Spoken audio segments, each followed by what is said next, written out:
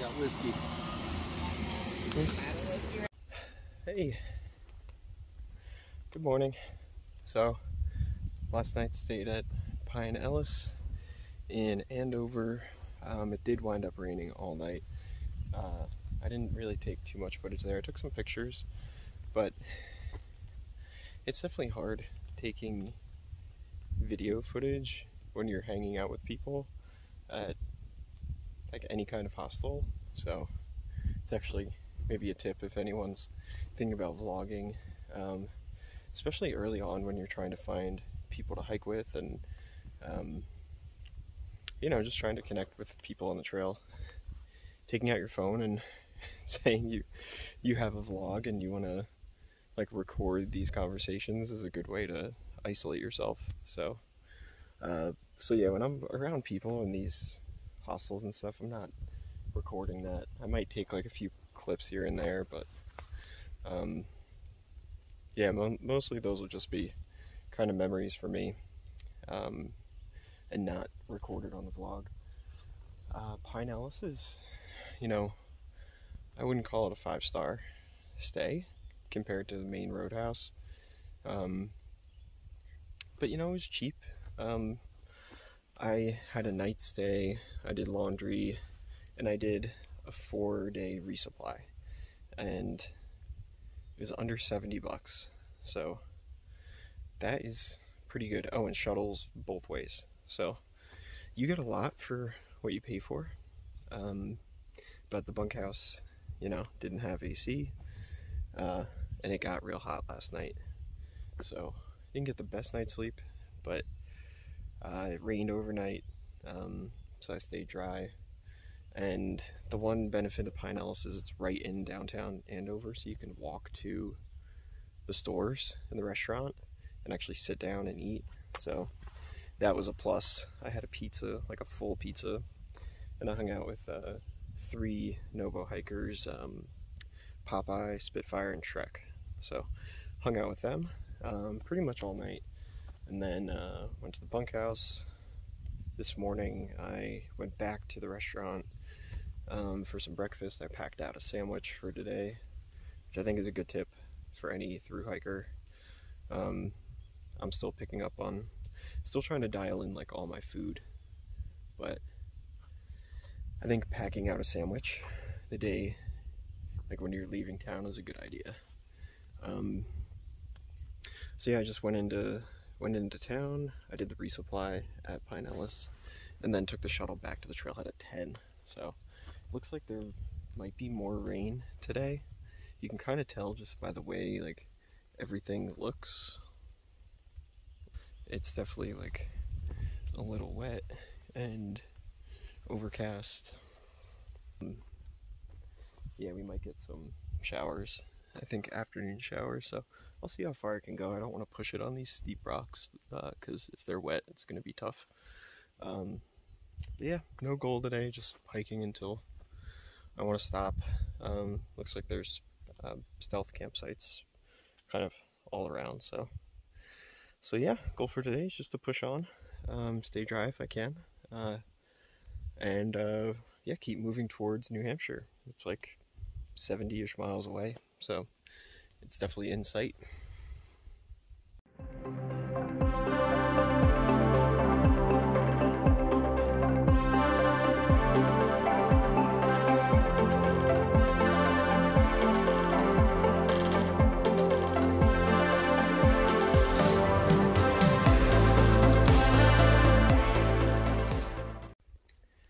One thing I don't know how I've avoided talking about this, but the beard. So the beard is gonna stay whole trip.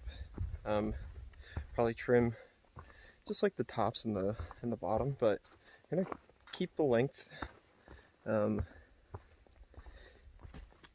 Yeah, I want a nice like full beard by the end of this trip. This is probably, yeah, this is over 2 weeks, so still have a lot more to go, but yeah, I had some friends and family ask about, is the beard gonna stay? Are you gonna keep trimming it? But yeah, beard is beard's gonna stay. So yeah, that'll probably give you something to stick around for, see the transformation that will happen months from now, just with the facial hair. So that's a reason to stick around and keep on watching.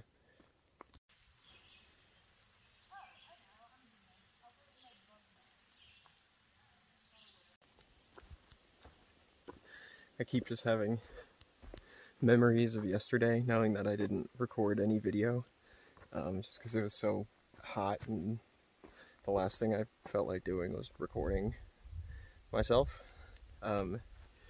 The descent coming down Old Blue was probably the roughest descent of the whole trip so far. I don't know the exact number, but it was like 2-3 miles. I think it was 3 miles and almost 2,000 feet of elevation loss. So like pretty steep stuff. My quads and calves were on fire by the time I got down. So my advice to SOBOs, if you're kind of watching this as a prep or something, I don't know. I would not have wanted to do any more after that. So if you're looking to go into Andover, I think it's South Arm Road is where that descent ends. And I was very happy to get off trail after doing that descent. I probably stretched for 5-10 minutes just after that to try and like not cramp up just with the heat and everything. But yeah, that was a crazy steep descent. Today I can already tell like I'm gonna have to do some pretty steep up and downs. Everything's a little slick from the rain, but it is not raining, and it looks like it's kind of clearing up a little bit maybe. So I'm just taking it nice and slow down these rocky slabs. I'll try and get some pictures of like what I'm dealing with, but yeah, there's no other way around it. You just gotta go slow through this stuff so you're not falling and slipping. More of these steep descents with these rebar ladders. Sometimes they help, sometimes they really don't, but this gives you an idea of like what going down is like.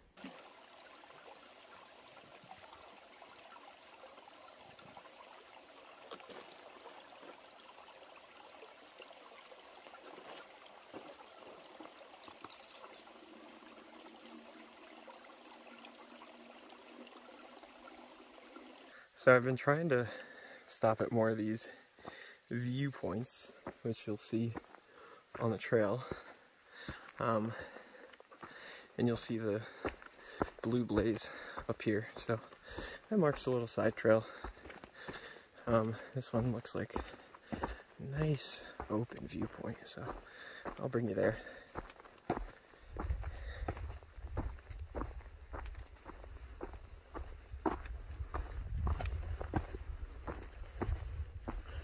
Not all of this short, but yeah, that's where it just came from. So I'd say it's worth it. Update. What I said yesterday still rings true. Maine is, I forget if I said rainforest or jungle. Whatever, either one. Yeah, I'm like close to Hall Mountain lean-to, but completely drenched in sweat. Like, this is, my shirt is completely drenched.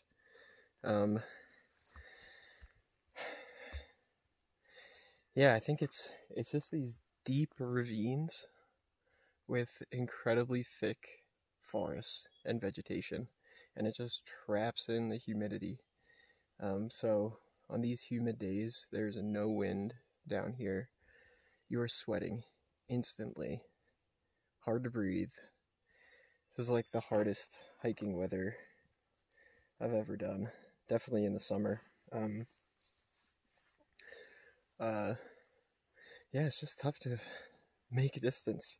You just get tired a lot quicker. You're wet, so you're not comfortable. The only thing is that you do eventually get to the top, but then it's a steep downhill. So you really gotta like get to the top and give yourself a half hour to dry out a little bit, because it will cool off there, but in the pockets in between, it is absolutely brutal. This is the Wayman Mountain overlook. Yeah, I've kind of pushed through that tough climbing. I got to that, I think Hall Mountain lean-to, had a little bit of lunch, which was a everything bagel with bacon and cheese. I forgot the ketchup and the salt and pepper, but it's forgiven. Still was good to have some real kind of food for lunch. Yeah, so it's been a weird weather day. It's like looked super clear. I checked the weather, it said clear, but now I'm hearing thunder like everywhere, so I think there's some campsites like 4 or 5 miles. So I think that might be the goal. I'll see how I'm feeling. But yeah, I'm kind of just got my eye over my shoulder with these with the thunderstorms, because I can hear them. It doesn't look like it like right in front of me. So just a weird weather day, but hiking on.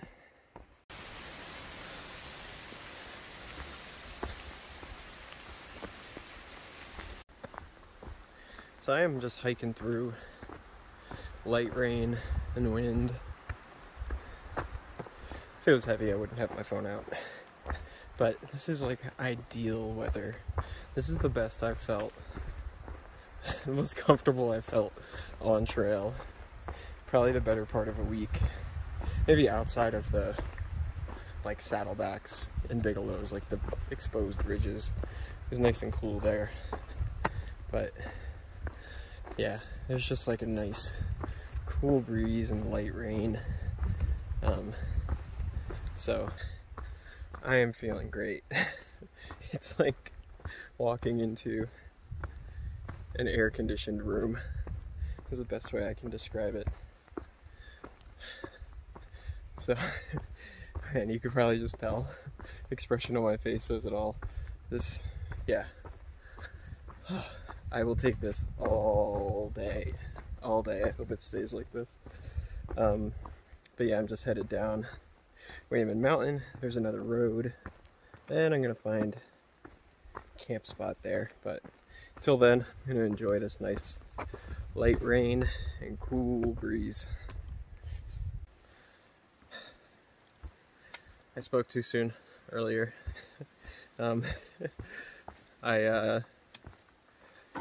Yeah, probably 10 minutes after I made that video of just me elated walking through the air-conditioned forest, just got dumped on. So took out the rain jacket. It's not as bad now, so I might put it away in a little bit. But yeah, this is like my rain setup. I don't use a pack cover.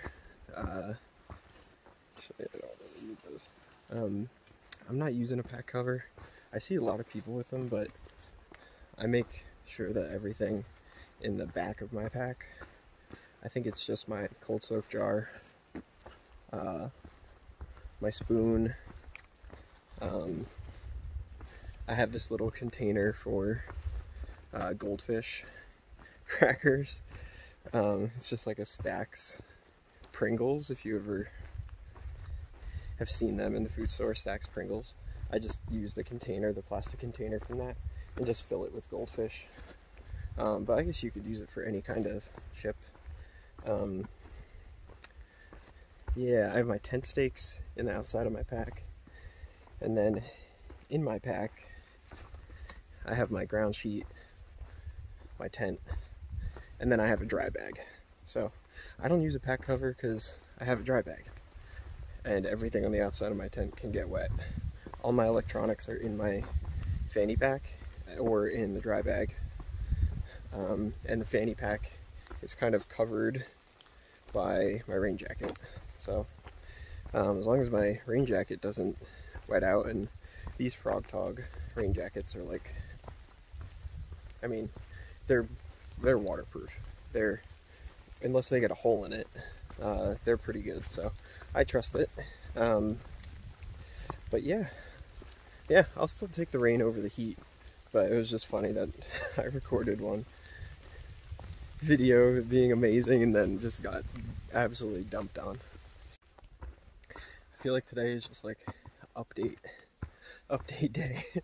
I guess my mind is like racing a little bit. I wanted to mention like stuff I've been listening to on the trail, because I'm definitely not just, you know, walking all day without some kind of music or entertainment. So, and I'd say that's pretty popular for people who are hiking solo, even people who are hiking in a group. A lot of them have AirPods or headphones. I've been doing audiobooks. I actually used to work in libraries a lot, public, academic, so pretty familiar with how to get access to audiobooks. So I use my local public library, shout out to Winchester Public Library. I use their Hoopla app and download audiobooks. So I've been listening to some kind of poorly written series, like some like serial killer series. I think one of the books is called like The Perfect Wife. It's like, I don't know, mindless entertainment, don't have to think about it. But I ripped through like 2 of those books, and then I switched to LibriVox. So if you don't know, LibriVox is great for things that are books that are in the public domain. So I've been listening to, the first one I listened to is The Picture of Dorian Gray by Oscar Wilde. That was fantastic. So that was a really good listen. And then I've been going through some Sherlock Holmes. So I think I did, I'm forgetting the titles, they all kind of run together. The Sign of the Four, which was good. Right now I'm on the Hound of Baskerville. And I downloaded a few more Sherlock Holmes, so I'll probably go with that for a while. I didn't download any music, but it is popular on the trail for people to download music. I've been sticking with audiobooks. Kind of keeps me focused. I think, especially in the 100 mile, I wasn't listening to anything, and you kind of get in your own head. So as much as I don't think if you're listening to stuff on the trail, you're missing like the sound of the trail. Like, you're here all day. I know what this sounds like. It's beautiful. So I am definitely in favor for listening to stuff when through hiking. It just kind of keeps you in the zone, keeps you focused, and it's a good form of entertainment. So also the LibriVox or even the audiobooks app. I think there's some public domain titles, free titles in the audiobooks app, but LibriVox, the titles are free, so that's a good one. So you're not spending a ton of money on stuff. So I gave that to a bunch of people, actually way back in Caratunk, gave them that tip, and they've been listening to some good like classic reads, but you know, you're out here for months and months. It's a perfect time to like listen to some classic books that maybe you've never read or are kind of hard to get through if you're kind of sitting down and reading. So the audiobook and the narration, kind of a great combo for through hiking. So yeah, that's what I've been doing, ripping through audiobooks. So like I said, the weather has just been so weird. This is like maybe an hour after I recorded that video. of me in my full rain stuff. I mean, it is gorgeous.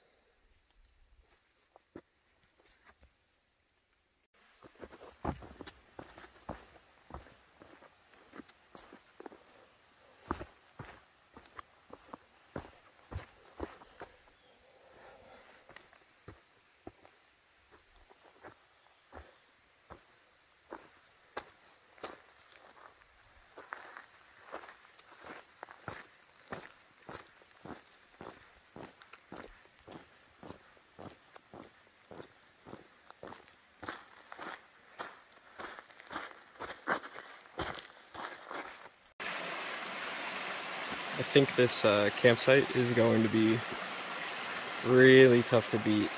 This might be the best campsite maybe I'll have in my entire life. You can see my tent kind of right there in the background.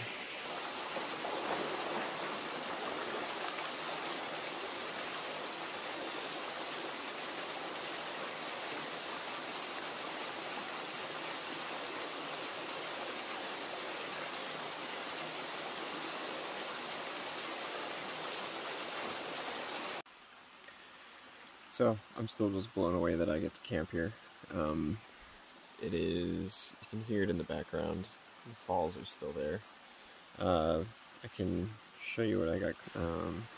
It is, big surprise, cold soak. It is Knorr garlic and butter rice. So it's probably been soaking about an hour, hour and a half.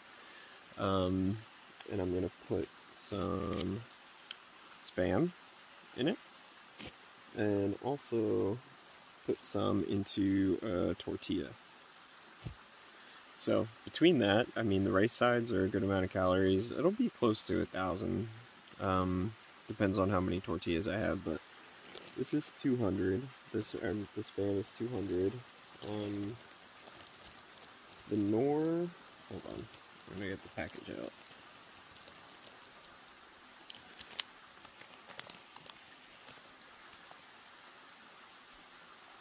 Wow, the Knorr is actually, there's like 2.5 servings. Yeah, this is a lot of calories. This is like 600 something calories just for the Knorr rice side. So between that and then the tortilla, definitely like 1,000 calories. So that's a good dinner. So I'm just gonna eat that. And just really hang out by the water. Yeah, I think this could be like one of the best campsites I ever have in my entire life. So, yeah, I'm just gonna soak it in and enjoy it. Thanks for watching, and have a good night.